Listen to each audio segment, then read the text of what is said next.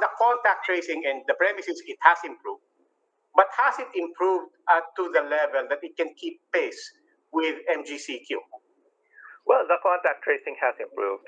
As you know, Robbie, we work with the local government as far as pandemic modeling, and yung contact tracing has been scaled up in large part due to the assistance of the DILG. So they've provided additional contact tracing human resource to the local governments, and this has been a really effective in the efforts of the local government. Kasi before yung contact tracing ratio na nakikita namin sa local government was only 1:5.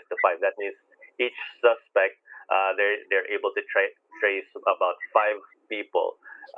But they went up as high as mga 1:20, I believe. So they were able to trace 20 contacts per suspect or per infected. And this is a huge difference, and it made our efforts more effective.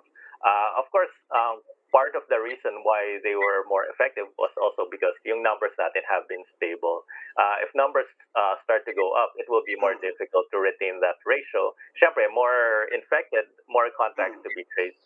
What is the model? What is the assumption? How much more should be the minimum number of people that our capacity can take in terms of tracing?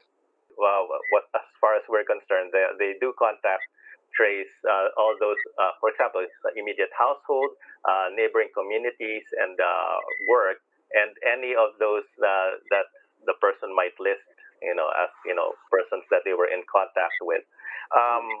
But the limitations really the manpower, kasi sometimes from what we know or what we heard from the local government, yung contact trace is it's not as easy as just calling a cell phone number. Sometimes they physically have to go to the barangay. Sometimes they have to go through esquinitas in dense communities just to do the contact tracing, and this takes a lot of man hours, resource hours, and manpower. So that's part of the challenge. And of course, once we expand, once we move to MGCQ, it will really require the cooperation then of civil society, of the people. I mean, when people write their contact, their names in restaurants, for example, address and phone numbers, I mean, those will be important moving